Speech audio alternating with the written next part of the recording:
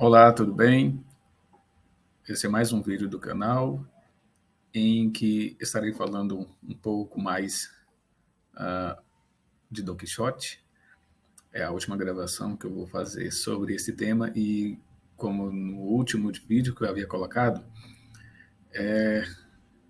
gostaria de dar um pouquinho mais da minha visão, experiência de leitura, que considero que tenha sido muito boa, né?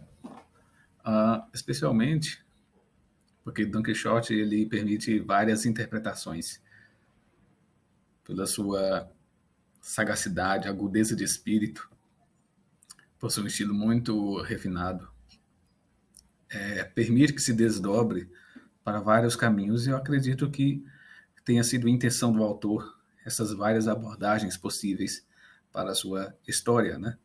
Que ele leva até, assim, até o final. Terminada a leitura de Don Quixote, desde o primeiro volume, eu já havia percebido que eu vou logo partindo da opinião majoritária, né? Das pessoas que eu ouço, quando elas têm experiência, até mesmo de críticos, quando têm experiência da leitura de Don Quixote, tendem a ver, até pelo valor pejorativo que a palavra Don Quixote, né, quixotesco, virou para nós, especialmente da língua portuguesa, como se fosse um sinônimo de loucura, demência, alguma coisa assim, uma coisa absurda, né? Porque o personagem que inspira esse adjetivo é alguém que caiu na loucura dos romances de cavalaria, né? Achar que aquelas histórias são reais e ele querer se tornar um cavaleiro andante. Mas eu acho interessante abordar por que se torna tão absurdo, entre aspas, a história de Don Quixote e o fato dele querer ser um cavaleiro andante. O que havia de tão absurdo nisso? No final ali do século XVI, a, a nobreza europeia, a nobreza ibérica estava mudando muito. Uma mudança que já vinha ocorrendo já ao longo de todo o século, mas naquele fim de século XVI havia se reforçado ainda mais, que é a perca, né, a perda de sentido para a nobreza. A nobreza antes era uma casta guerreira, na Idade Média era uma casta guerreira, cuidava do serviço militar, cuidava da proteção das vilas. Então a profissão de cavalaria fazia sentido. Os cavaleiros eles saíam protegendo, eles saíam em missões, né? E eles especialmente participavam de campanhas, participavam de disputas e desses duelos, dessas disputas, dessas campanhas de guerra, eles acabavam obtendo as suas recompensas. Era assim que eles ganhavam a vida e a fama. Don Quixote, ele queria ser um, um cavaleiro a essa moda, a moda da Idade Média. Aí o que acontece? Mas no final do século XVI para o XVII, a cavalaria já havia perdido sentido. Já não havia mais razão de ser, porque já havia se formado os estados nacionais, então as fronteiras já eram algo mais estável, né, entre os países. Então não havia mais aquela disputa de forças locais muito grande que havia na Idade Média, em que havia os principados, os ducados, né, condados e etc. E agora os reis eles já tinham uma autoridade bem maior e eles já tinham uma autoridade bem maior, um poder concentrado em si mesmos, e a nobreza já havia perdido essa força militar. Ela já agora já cuidava mais da administração da propriedade, para ganhar dinheiro, comércio. Era assim que tratava a nobreza. Fora que boa parte dela, já com risco de se empobrecer, deveria sair fora da Europa e correr atrás de fortuna no novo mundo, né? Que é o que aconteceu com muitas famílias para a América Latina, para povoar as colônias ibéricas, as colônias espanholas. E, por outro lado, Dom Quixote também não apenas essa contraposição entre a velha nobreza e a nova, mas é também o conflito pessoal do autor, conflito pessoal do personagem, melhor dizendo, em relação à sua vida com seus antepassados. Por quê? Porque Dom Quixote é um nobre e os seus antepassados foram guerreiros. Então, quer dizer, isso de certa maneira está inscrito na sua, vamos dizer, na sua história biológica, né? Essa tendência forte está dentro dele. Como a sociedade está mudando, a sociedade nobre está mudando para uma sociedade mercantil, que 2 séculos depois vai se tornar exclusivamente mercantil, e a nobreza vai deixar de fazer sentido para a Europa, para a sociedade, para a nova sociedade europeia. Então, Dom Quixote ele está no conflito entre ser um nobre, ao estilo dos seus antepassados, ser um guerreiro, ou ser simplesmente um homem rico que utiliza da sua propriedade para poder gerar mais riqueza. Então, quer dizer, é o conflito entre 2 castas, né? A casta guerreira e a casta comerciante, entre 2 tipos de pensamento. Esses 2 tipos de pensamentos, eles estão no fundo da psique de Dom Quixote. É esse conflito que faz a loucura dele. Por quê? Para a sociedade, já não fazia mais sentido que Dom Quixote quisesse ser o que ele queria ser. Percebendo isto, o autor transformou Dom Quixote numa história em que ele acredita ingenuamente na veracidade das histórias de cavalaria no que concerne a fantasia mesmo, né? Ou seja, nas histórias fantásticas, encantamentos e etc.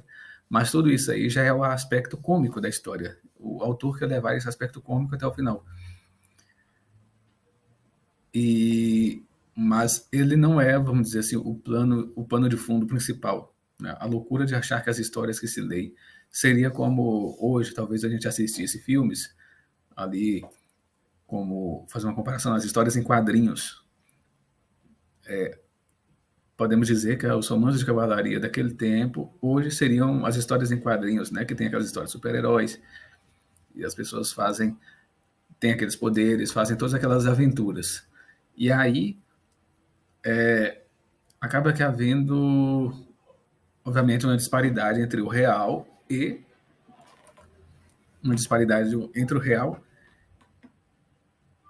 e a fantasia. Mas fazendo no que concerne a essa fantasia, quando ela é absurda, ou seja, que ela não possui lógica, aí o autor faz uma crítica severa a essas histórias de cavalaria, dizendo como que elas devem ser. Elas devem prezar pela verossimilhança. E isso ele declara mesmo em uma das partes do livro, explicitamente, por meio de uma personagem, é claro. Parece que deu uma travadinha.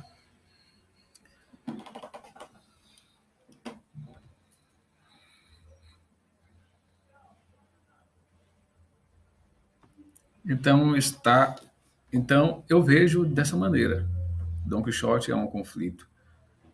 É uma narrativa que conta a transição entre um tipo de nobreza da Idade Média para a nova nobreza comerciante, e também a transição psicológica de alguém que possui a vocação, podemos dizer assim, a vocação dos antepassados, de geração em geração, tem aquela vocação para a vida guerreira, e agora, sem a necessidade da guerra, porque elas já não existem mais como antes,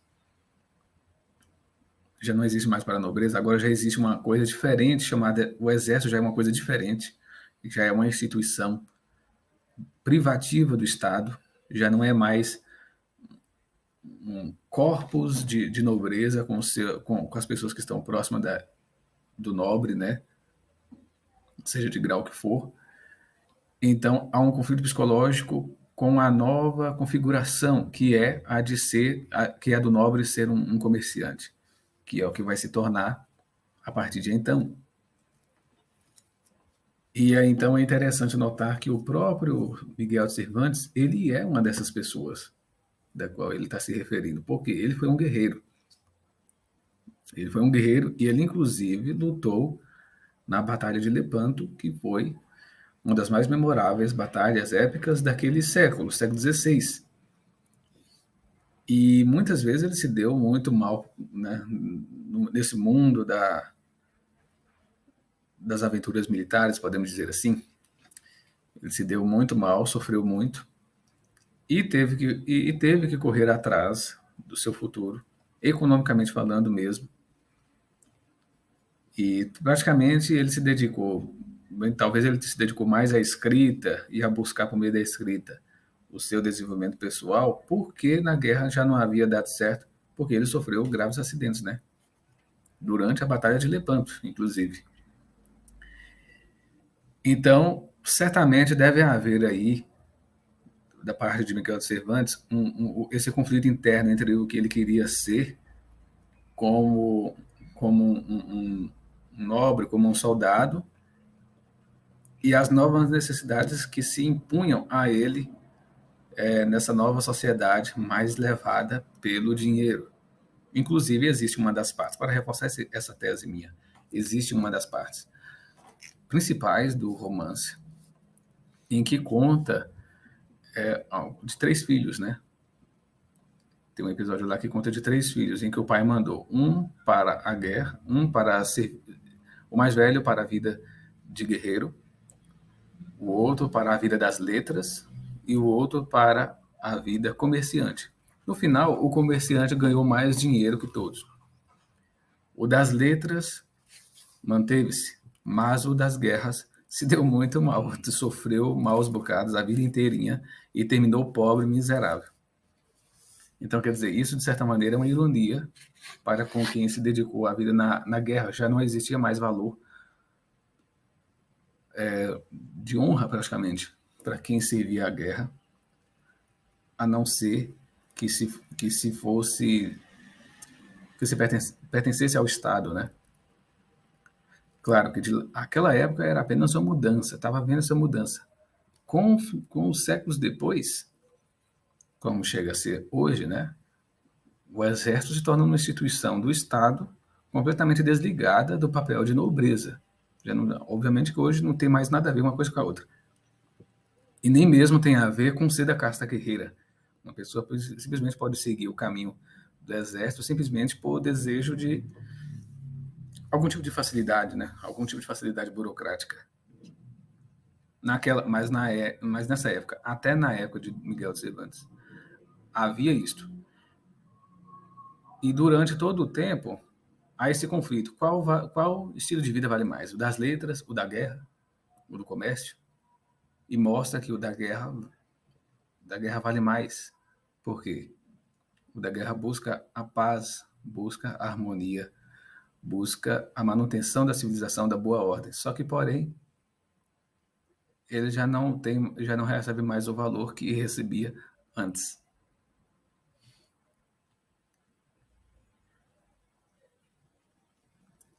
Então, quem realiza essa avaliação não sou eu. Quem realiza essa avaliação é o próprio Don Quixote e o cura, quer dizer, um sacerdote, um padre, que cuida, que ele vai ser, vamos dizer, o cuidador de Don Quixote. Ai, meu gato aqui. E aí, então, esse conflito ele existe em torno, ao longo de todo o romance. Ao meu ver, então, Don Quixote é entre outras interpretações, um alter ego do próprio Miguel de Cervantes.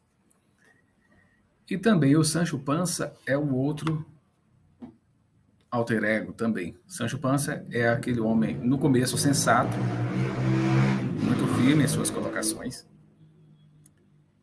E ele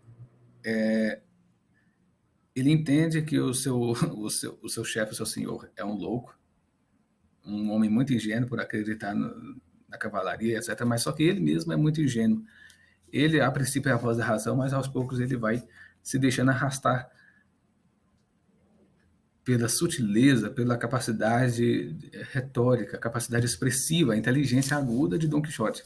a ponto de acreditar no Dom Quixote. E todos são tentados a acreditar no Dom Quixote mesmo vendo as loucuras dele. Se lamenta, né, da loucura dele.